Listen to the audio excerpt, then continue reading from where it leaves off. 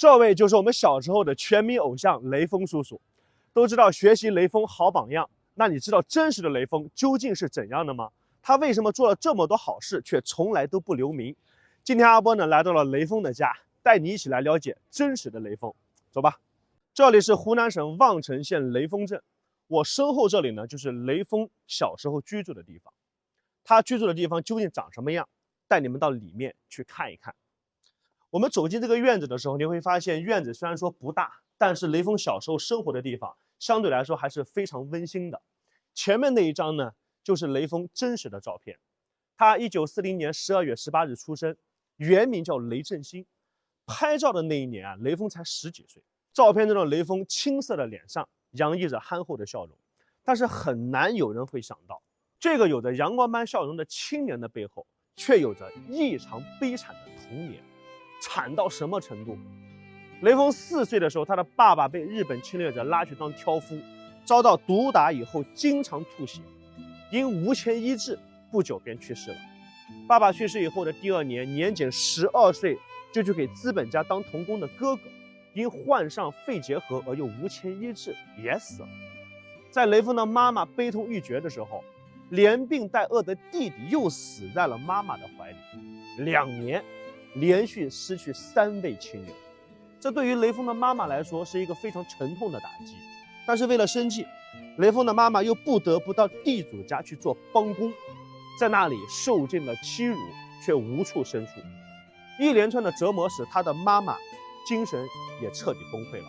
走投无路的妈妈打发雷锋到隔壁亲戚家去玩，自己就在家里的这个位置上吊自尽了。雷锋抱着妈妈的遗体哭啊叫啊，可是妈妈再也听不见儿子的呼唤，再也不能照料他了。万恨的旧社会逼得雷锋家破人亡，不满7岁的雷锋成了无依无靠的孤儿。小小年纪的他就得上山砍柴，以此呢来换一些钱补贴生活。直到1958年，18岁的雷锋从湖南来到鞍山钢铁厂就职，成为了鞍钢洗煤车间的一名推土机操控手。在鞍钢工作的这段时间呢，雷锋的表现非常的出色，不仅多次响应号召为国家建设捐款，还主动去帮助别人，并且不留姓名。别人问他你叫什么呀？你住在哪里？他总是说我叫解放军，我住在中国。就这样，他还多次成为了当地报纸宣传的工作模范。转年，雷锋呢向辽阳征兵处提交了自己的参军申请书。令人颇感意外的是，雷锋的这次入伍申请却遭到了部队的拒绝。原因很简单，雷锋的身高没有达到入伍的标准，在当时入伍的最低身高标准呢是160公分。这一项体检雷锋是不合格的。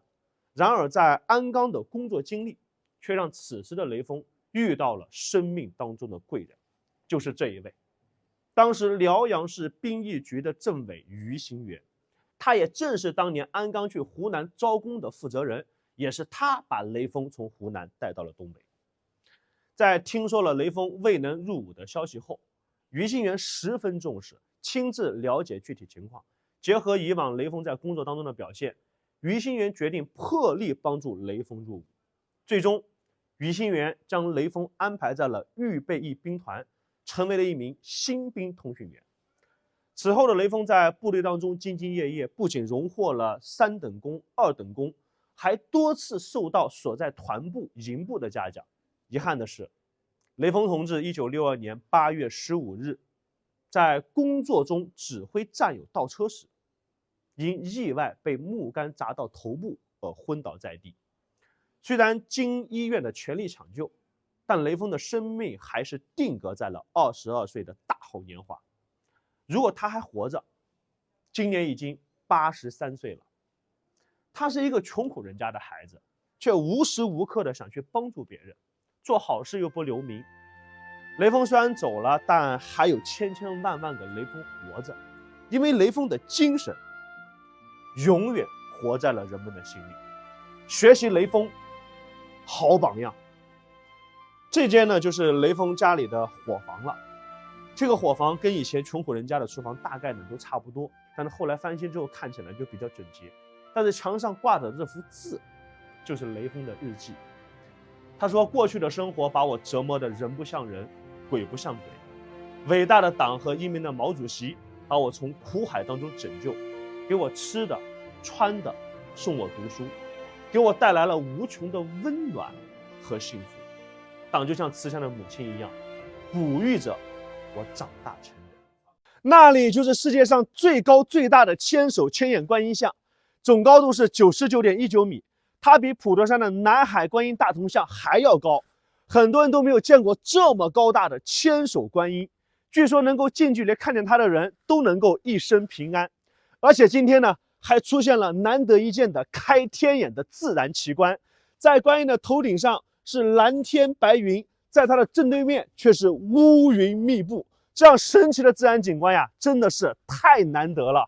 今天阿波呢就带你们一起登上这尊高大的千手观音像，希望大家都能够吉祥如意。走吧，这尊千手千眼观音呢是在湖南长沙的密印寺。我身后呢有一座桥，这座桥呢叫普渡桥。普渡桥的意思呀，也就是普度众生。跨过这座桥，希望大家都能够走过人生所有的坎坎坷坷，接下来都是顺顺利利、平平安安。我们现在呢已经上来了，但是想要近距离的看见这尊千手千眼观音，还要登上我身后的这619级台阶。为什么是619级台阶呢？因为它代表是观音出家的日子，刚好呢是6月19日。很多人可能会问，观音究竟是男的还是女的？其实最早在白马驮经的时候，佛教传入中国，那个时候呢，很多佛像都是男神，并且呢还有2撇胡子。那个时候的观音大士呀，不但有胡子，而且还有一个非常威猛的名字，叫勇猛丈夫观自在。这也正是因为白马驮经，所以在洛阳有中国第一座寺庙，叫做白马寺。本来都已经感觉马上快要到了，结果你看这个楼梯啊，才是刚刚开始，后面还有这么多级的台阶，我的个天哪！但是我们现在已经离千手千眼观音的圣像越来越近了，心中有一种莫名的喜悦。你看它的外观真的是闪闪发光，特别的漂亮，而且配上这里的蓝天白云，今天你们来的真值，阿波来的也特别的值得。我们继续往上攀，上来了，看看我们爬了多高！哇，远处那个水池那里，那边就是我们刚刚走过的普渡桥、三生桥，然后下面黄色琉璃瓦的地方就是密印寺，然后我们沿着这619级台阶，现在已经上来了，正对面就是全世界最高最大的千手千眼观世音的圣像。哇，站到这里看它真的是太壮观了。这尊千手千眼观世音圣像呢，是由1440块铜焊接而成，总共用铜量达到600多吨。观音圣像高度呢是99.19米，象征着观音菩萨出家日啊是9月19。无论你从哪个角度看向它，它的眼睛仿佛都在注视着你，这就是慈眼视众生。从这里呢，我们能够看出啊，它只有40只手。那为何它被称为千手观音呢？千手观音确实是只有40只手，每只手心上有一颗眼睛，每颗眼睛啊都有着25种法力，也代表25有，40乘以25刚好是1000，所以叫千手千眼。这尊圣像，无论你从哪个角度去看它、欣赏它，它都是完美的。远远望去，你会发现千手千眼观音圣像的身体是稍稍有点前倾，在呼啸的山峰中似乎有点摇摇欲坠的感觉。不过你不用担心，这尊千手观音完美的结合了力学与艺术，重心非常的稳，不但防雷防震的措施完美，还能够经受8级的地震。观音在世人的心中啊，一直都是大慈大悲的形象，也祝愿所有能够看见他的人都能够平安喜乐。大家可以在这里打出4个字：平安喜乐。